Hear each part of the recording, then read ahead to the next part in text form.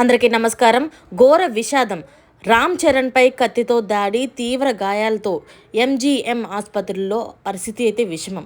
అసలు ఏం జరిగింది, ఎలా జరిగింది ఈ దాడి అన్న పూర్తి వివరాలు అయితే తెలుసుకునే ముందు వీడియోని అయితే పూర్తిగా చూడండి. అలాగే సబ్స్క్రైబ్ చేసుకోవడం అయితే మర్చిపోకండి. చాలామంది వీడియోని అయితే చూస్తున్నారు కానీ సబ్స్క్రైబ్ చేసుకోవడం మర్చిపోతున్నారు. దయచేసి సబ్స్క్రైబ్ చేసుకొని ఒక లైక్ అయితే చేస్తారని కోరుకుంటున్నాను. హనుమకొండ జిల్లా గోపాలపురంలోనైతే ఆదివారం రోజు అంటే ఈ రోజు సాయంత్రమే ఈ విషయం చోటు చేసుకుందనమాట. ఈ ఘటనలోని స్థానికంగా కలకలం రేపింది. చిల్లర గొడవ కాస్త ముదిరి ఒక స్నేహితుడు మరో స్నేహితుడి పైన కత్తితో దాడి చేసి వరకు వెళ్ళిపోయిందన్నమాట ఈ సంగతి.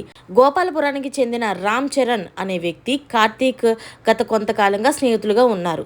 అయితే వీరిద్దరి మధ్య 3 లక్షల రూపాయల ఆర్థిక లావాదేవీకి సంబంధించి కొంతకాలంగా విభేదాలు అయితే నడుస్తున్నాయి. ఈ క్రమంలోనే ఆదివారం సాయంత్రం ఆ డబ్బుల విషయంలో ఇద్దరి మధ్య అయితే తీవ్ర స్థాయిలో అయితే ఘర్షణ చోటు చేసుకుంది. మాట పెరిగిపోవడంతో ఆవేశానికి లోనైన కార్తీక్ తన వద్ద ఉన్న కత్తితోని రామ్ చరణ్పై ఒక్కసారిగా దాడికి పాల్పడ్డాడు. ఈ దాడిలోనైతే రామ్ చరణ్కు శరీర భాగంలో అయితే పలు చోట్ల తీవ్ర గాయాలయ్యాయి. రక్తపు మడుగులో పడి ఉన్న రామ్ చరణ్ను గమనించిన స్థానికులు వెంటనే చికిత్స నిమిత్తం అయితే వరంగల్లోని ఎంజీఎం ఆసుపత్రికి అయితే తరలించారు. ప్రస్తుతం అతని పరిస్థితి విషమంగా ఉన్నట్లు మనకు సమాచారం అయితే అందింది. అయితే ఘటన జరిగిన వెంటనే కూడా నిందితుడు కార్తీక్ అయితే అక్కడి నుంచి పరారయ్యాడు.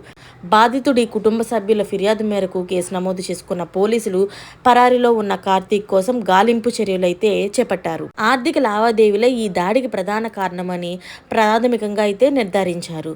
అయితే మరిన్ని లేటెస్ట్ అప్డేట్స్ కోసం ఛానల్ అయితే సబ్స్క్రైబ్ చేసుకోండి. Thanks for watching friends.